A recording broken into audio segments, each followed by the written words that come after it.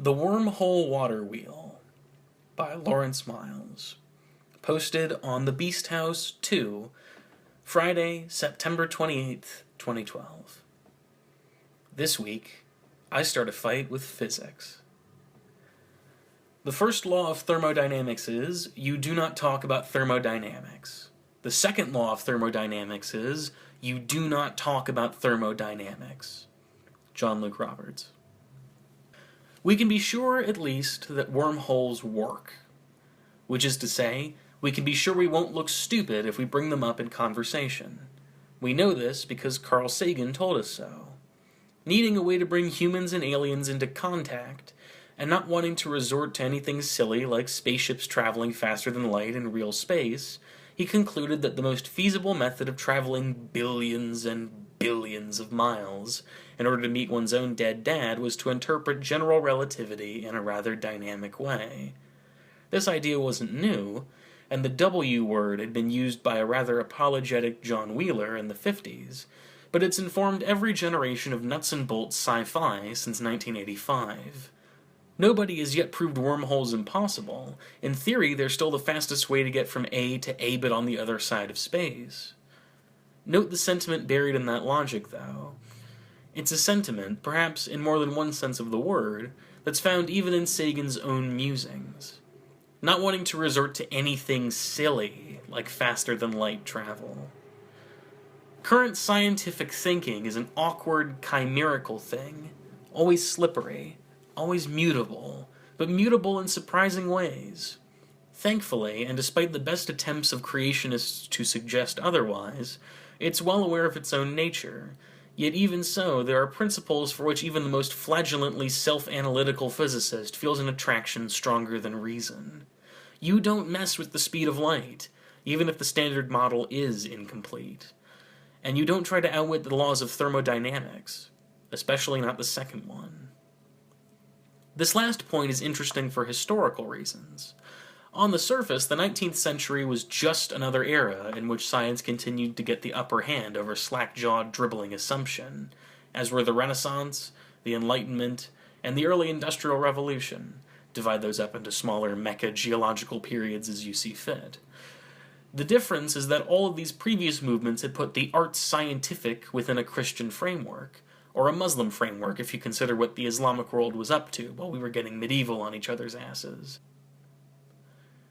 During the 1800s, science realized, / was permitted to point out, that no monotheistic God was influencing the equations, let alone marking anyone's homework. The most profound effect of this wasn't the rise of atheism, the decline of religion, or some Dawkinsian crusade toward a definitive post-sacred truth. In a way, quite the reverse. A much more fundamental result was the sensation, now so common that most of us take it for granted, that nobody had prepared a finale. Consider the consequences. Before the age of Darwin and Maxwell, even science had a millenarian approach to the universe, a belief, never fully defined, never fully formulated, in some carefully arranged end point. The appropriately god-awful phrase, intelligent design, would describe most scientific thought before the 20th century, far beyond mere biology. Famously, the Whig model of human existence took it for granted that every epoch was an improvement on the last, and Whig history went hand in hand with the notion of scientific progress even as late as the 1960s. We were definitely heading somewhere, towards an inevitable New Jerusalem, if not exactly the New Testament version, then certainly a guiding light at the end of time. And then, within a generation, it transpired that we weren't. Evolution may not have been an entirely random process, but the understanding of natural selection showed that nobody was making plans. It was as if the cosmos had left us at a motorway service station with $3.50 in sandwich money, then driven off into the night. A suggestion there of abandonment by parents, but we'll come to that. And if evolution was bad, entropy was catastrophically non-catastrophic.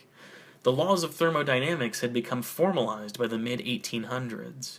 Not only did we not have a final destination, but everything was falling apart faster than it could be repaired. Creation was grinding to a halt, and despite what many of us may have picked up from Legopolis, it would make a groovy green CSO effect before it went. One might think that by embracing the second law more passionately than any other principle, the physicists of the world are at worst obsessed with the absolute extinction of all life, at best just very intelligent goths. In fact, the acceptance of entropy is what finally freed science. It must have occurred to the majority of people reading this blog that those with the most apocalyptic religious beliefs, those who both expect and eagerly await a final judgment on goodies and baddies, just seem to want their dads to step in and sort everything out. To accept that you're going to die is a form of maturity. To accept that everything dies, but to continue to care about it anyway, might arguably be seen as the greatest achievement of either an individual or a culture. You see what I mean about scientists having a sentimental attraction for certain parts of the cosmic model. Sir Arthur Stanley Eddington describes entropy as holding the supreme position among the laws of nature. It's impossible to frame this in a context without some sense of emotion. There is something lamentable, degrading, and almost insane in pursuing the visionary schemes of past ages with dogged determination. The history of perpetual motion is a history of foolhardiness, of either half-learned or totally ignorant persons. So wrote Henry Dirks, as long ago as 1861, after he'd made a survey of all those who tried to produce infinite work/energy in clear breach of the laws. Those who've attempted to build a perpetual motion machine, to violate the greatest of inviolables, have traditionally been seen not only as misguided, but delusional, childish even, and we have been, of course. Millions, literally millions of humans, since the 19th century, have attempted to build such machines, not all of them adults. Kathy Sykes, the televisual physicist, admitted that she spent much of her childhood trying to do it with Lego. Leaving aside the point that this clearly makes her the ideal woman, she can hardly be alone. This in itself tells us something interesting. When grown-ups try to make devices that effectively generate something out of nothing, we can assume they generally do it because some entropic instinct is telling them that, for Christ's sake, I don't want to die in this increasingly cold and ultimately futile universe. It's hard to imagine a 6-year-old having the same impulse, although H.P. Lovecraft may have come close. It seems likely that there's an element of challenge involved here. Tell a child to do anything, and they'll do the opposite. Tell an intelligent child that something is impossible, an intelligent child like, maybe the kind who used to watch Doctor Who when it was about things, and they'll try to prove that it isn't. But even beyond that... Alright, let's ask the question, and let's answer it with our instincts. Pretend you've never heard of thermodynamics. Pretend you don't know that Maxwell's demon is as much a product of superstition as every other kind. Why can't you build a perpetual motion machine? After all, so much in nature's universe tempts us to believe that it's not just possible, but inevitable. Newton showed that an object set in motion, if left unmolested by gravity, atmosphere, and all those other nuisances of friction you find on Earth, should carry on indefinitely. Sadly, those nuisances of friction include any machine you might build in order to exploit the process, but nonetheless, the subconscious message we're given is that things go on forever. All school children are, or were, taught that if you push an object in outer space, then it'll keep moving, often provoking awkward questions about what happens when it hits the edge of the universe, questions which may be even more tangled now. I'm not a racist, but do you remember how neat our galactic neighborhood was before all the dark matter moved in and started overcrowding?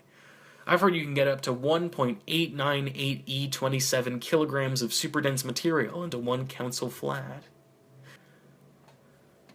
With true but misleading lessons like these found in most childhoods, is it honestly so ridiculous for someone to believe they can construct a device that literally gives 110%? Efficiency, that is. 6 years ago, I designed a perpetual motion machine of my own. I didn't actually set out to do this. I was watching a documentary about water wheels. Look, I'm homo BBC4, alright?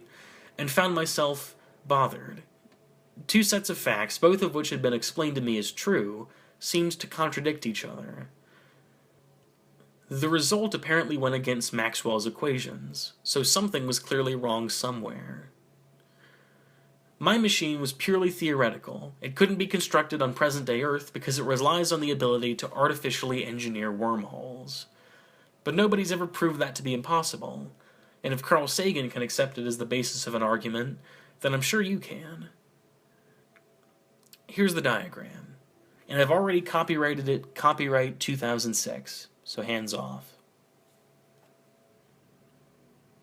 It's really very simple. The core of the device is a vertical tube. Within the gravitational field of a planet, or any other sizable body, a projectile, let's just call it a metal ball, is dropped into the tube. It turns the water wheel, and the energy is stored in whatever medium suits you. After that, the ball falls to the bottom of the tube and enters your wormhole. The wormhole has been arranged, and space-time carefully folded, so that the exit of the wormhole is at the top of the tube.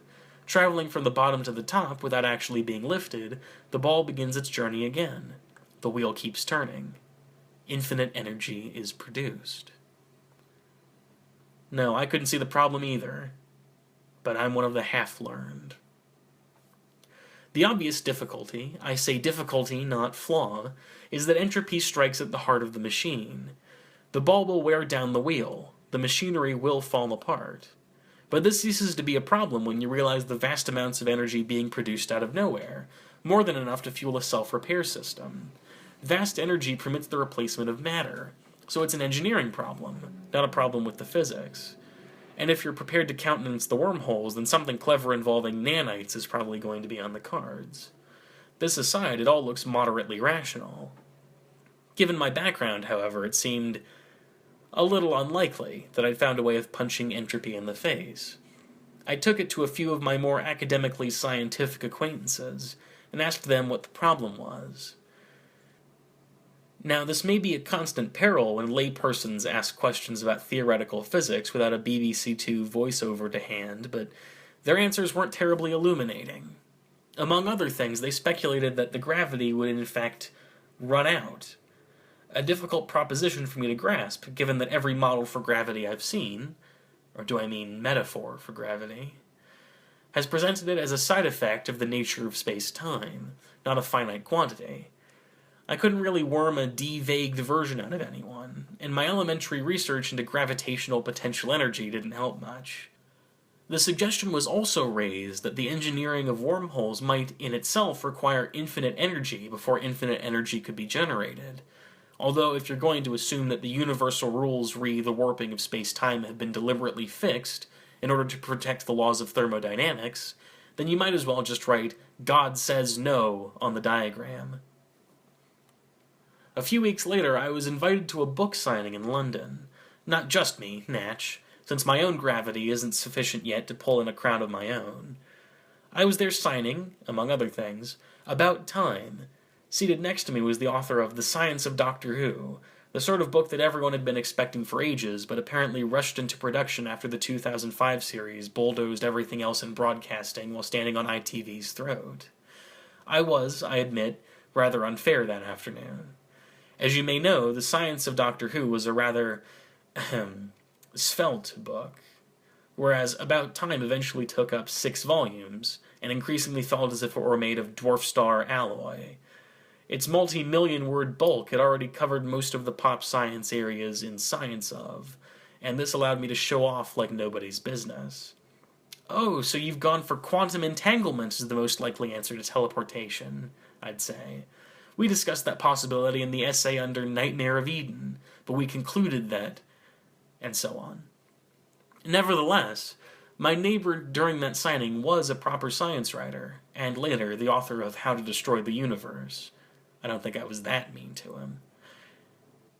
At the end of the day, I drew my design on a piece of paper. I remember it being a napkin, but probably only because it's always a napkin in these stories, and asked him why it didn't do what I thought it did. He frowned a bit and made some interested noises, but ultimately agreed that he didn't know either. He took it away from